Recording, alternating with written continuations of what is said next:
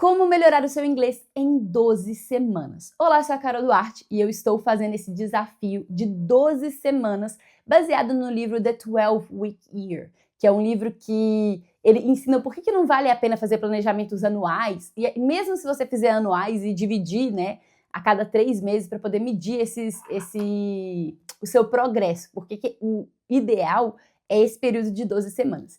E hoje é o registro da minha 12ª semana. Então, já terminei o desafio, na verdade. Eu vou fazer mais um vídeo, talvez, só para poder, né, comparar tudo e tal, mas hoje eu vou trazer aqui para você o meu progresso dessa última semana e tentar mostrar para vocês o que eu acredito, sinceramente, ter feito toda a diferença aí durante esse tempo, porque, gente, sinceramente, eu tô aqui na Austrália há muito tempo, mas eu tenho certeza que essas 12 semanas me ajudaram a dar um boom, assim, no inglês, sabe? E eu tô bem feliz. Hoje é uma terça-feira de manhã, eu tô aqui mais ou menos assim, tô com um cafezinho aqui também que eu tenho que tomar agora, porque eu tô saindo pra trabalhar daqui a pouquinho. E eu falei, não, enquanto eu tomo café, eu vou tomar café com o pessoal, eu vou contar pra eles sobre o desafio, sobre esse fechamento, porque eu já tô com a cabeça no próximo, entendeu? Pois bem, durante esse desafio, eu tinha tarefas pontuais, semanais e diárias. Das minhas tarefas diárias, né, uma delas era fazer uma leitura em voz alta e me gravar falando ou lendo. Então, essa semana não foi uma boa semana, eu fiz isso somente 3 dias. Outro era treinar 5 novas palavras, que acabou depois sendo até frases assim, né, que não são usadas no meu dia a dia, e fazer 15 minutos de inglês no aplicativo Elsa. Então, essas duas coisas, essa semana eu fiz 4 vezes. Só para vocês terem uma ideia, essas 4 coisas aí que eu tenho para fazer diariamente, eu gosto de fazer 5 vezes na semana. Mas no próprio livro fala que se você tenta fazer as 5, né? Mas quando você consegue cumprir ali 85% do seu planejamento, o resultado já vem. E é real. Eu quero depois até medir mesmo. No próximo vídeo eu vou medir tudo que eu fiz para eu poder ver se eu fiquei dentro dessa faixa de 85. Mas eu acredito que sim, e realmente fez toda a diferença. No meu planejamento semanal, eu tenho que conversar com 3 pessoas que eu nunca conversei antes, assim, pessoas aleatórias. E a ideia dessa tarefa para mim era exatamente porque eu, em inglês, fico mais acuada, fico mais na minha, não converso, não falo e tudo. E aí me ajudou demais durante o desafio todo, falar com mais pessoas, chegar e puxar assunto e tudo. E essa semana eu tive conversas assim, teve 2, eu tô arrumando minha casa aqui, comprando móveis, novos móveis e tal. Então, eu tive um cara da manutenção que veio aqui pra instalar uns negócios nas portas pra mim. E eu tive os meninos que vieram aqui instalar o sofá também, que eu puxei um pouquinho de assunto. E qual que foi o outro dessa semana? Não tô lembrando se eu tive uma terceira conversa. Eu não anotei essa semana. Mas enfim, tem uma coisa que antes eu não tinha e que agora eu tô tendo também, é que até pessoas que eu conheço, porque eu comecei a trabalhar numa obra nova, né, que também tá terminando, e assim, terminou o escopo geral, ainda vai ter só mais uma variação no escopo de projeto pra gente poder instalar no final dessa semana pra semana que vem. E os caras que, assim, eu conversei e tudo, já trouxe aqui, né, eles fizeram parte das minhas 3 conversas, mas que eu continuei puxando o assunto. E eu, antigamente, gente, eu era tipo o bicho do mato em inglês, sabe? Eu não queria ficar falando com as pessoas, apesar de eu ser totalmente comunicativa em português. Então, eu não lembro se teve mais alguma pessoa nova, assim, que eu puxei assunto pela primeira vez, mas, com certeza, eu conversei com várias pessoas, assim, coisa que antes eu não fazia. Ah, lembrei de mais uma pessoa. Um engenheiro que acabei de lembrar, acabou de parar aqui na minha porta também. Um engenheiro da construtora que fez minha casa, essa casa recente, eu sou a primeira moradora, e eu tô no quintal, assim, o sistema deles de captar água, né, e tudo não tá funcionando direito. E aí eu vi um engenheiro aqui na rua e eu fui lá e chamei ele, falei, olha, vem cá, preciso te mostrar uma coisa. Porque eles estão fazendo outras casas aqui do outro lado da rua. Tá, então de conversa é isso. A outra coisa que era semanal era ouvir um podcast e fazer uma técnica de shadowing, que você vai falando em cima da pessoa. A ideia é pegar a entonação, né, pegar o ritmo de fala, e eu achei muito interessante essa tarefa também, me ajudou demais. Essa semana eu não fiz com podcast, eu fiz com um vídeo que eu estava assistindo no YouTube. Então, uma das coisas que eu comecei a fazer durante o desafio também foi otimizar as tarefas que eu tinha, porque eu preciso do dia a dia. E eu sou super do YouTube, gente. Eu tô sempre aqui assistindo algum vídeo, aprendendo uma coisa. Se deixar todos os dias, eu assisto vários vídeos. Então, eu tava assistindo um vídeo e falei, quer saber? Já vou fazer de uma vez, porque vai ser uma oportunidade de melhorar, né? De fazer essa tarefa, melhorar o meu ritmo de fala e tudo, assistindo um vídeo. O jeito que eu mais gosto e que eu mais fiz aqui, foi fazendo shadowing de um podcast com 2 pessoas conversando, porque na vida real a gente tá sempre conversando com alguém, né? Mas dessa vez eu fiz um pouquinho diferente. Não acho que fez muita diferença esse vídeo em específico, porque era uma coisa meio conversa mesmo, então acho que foi legal. E eu acho que é isso, né? E aí, pontualmente, eu entrei em um grupo eu entrei no Toastmasters, né, um grupo de comunidade local, e acaba que eu não continuei nos encontros, e realmente esse mês ainda não fui nos encontros.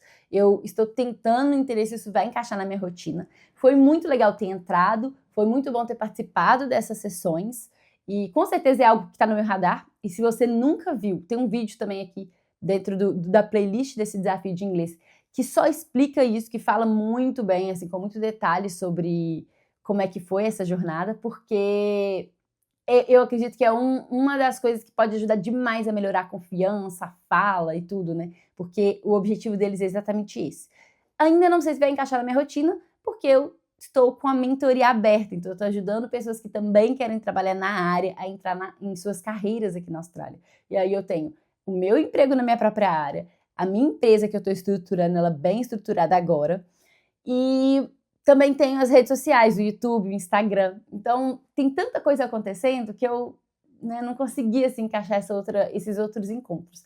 Mas entrei na comunidade local, fui em alguns encontros e foi maravilhoso. E se você estiver no Brasil ou em algum outro lugar do mundo, olha por Toastmasters também. Não é só aqui na Austrália, eles estão em quase todos os países. Vale muito a pena, pelo menos, conhecer.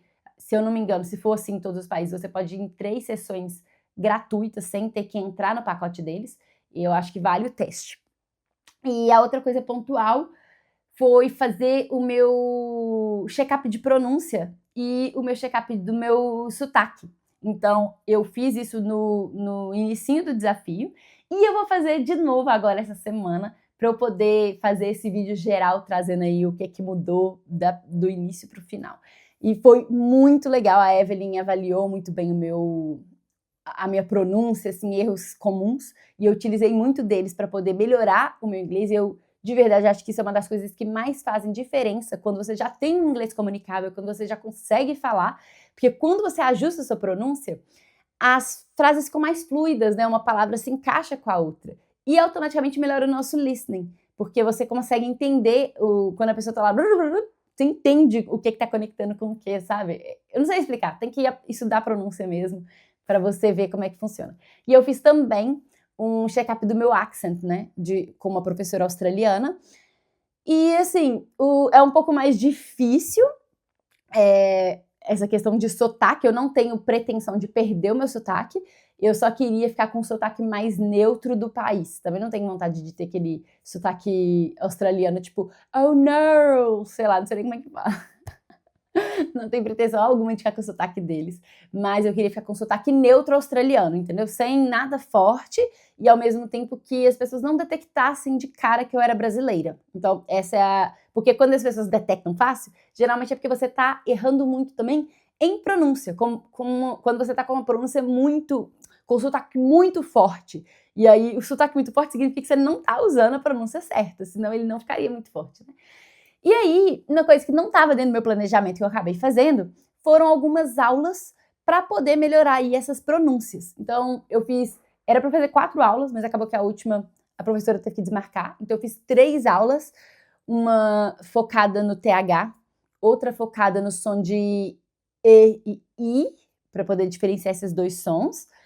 A terceira foi no som do schwa, que é aquele som de e o carrot, que é um som, tipo, esse, mas só acaba com um pouquinho mais aberto, tipo, E, bom, talvez eu esteja falando errado, tá? Vai lá no perfil da Evelyn, vê lá como é que ela fala. Inclusive, eu acabei de assistir um vídeo dela sobre o IPA, eu acho que chama. Maravilhoso. E, enfim, essas 3 aulas também me ajudaram a deixar mais ainda esse sotaque, essa pronúncia mais certinha, para eu ficar com esse sotaque mais neutro, que é o que eu tô buscando. Faltou uma que eu acho que a gente falaria um pouquinho do S, porque às vezes, sabe aquele S no início de palavras? Eu gosto sempre de pensar na palavra esse, de português, né? Esse, aquele, esse. Esse, tipo, tá puxando, se, tá soltando. No inglês, a gente tem que usar esse segundo. E eu, em algumas palavras, eu falo tipo, em vez de não sei se vocês estão conseguindo pegar. Você pegar a palavra esse e dividir ela no meio, o primeiro S é esse e o segundo é s, e tem que falar esse segundo. E às vezes eu falo primeiro. Então, acho que essa vai ser a última aula. Se ela acontecer antes do meu próximo vídeo, eu trago aqui também para vocês os aprendizados. Dessas outras, vocês podem ver nos últimos vídeos também.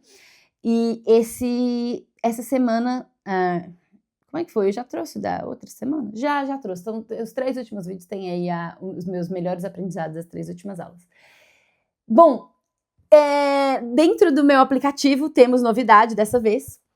Então, a minha nota agora saiu do 87 de novo e voltou para 88. E terminou no 88, gente, tá tudo bem. Eu queria, né, chegar numa nota maior, mas como eu disse no último vídeo, às vezes a gente fica querendo o resultado ali no papel, só pra, tipo, aqui ó, tá vendo?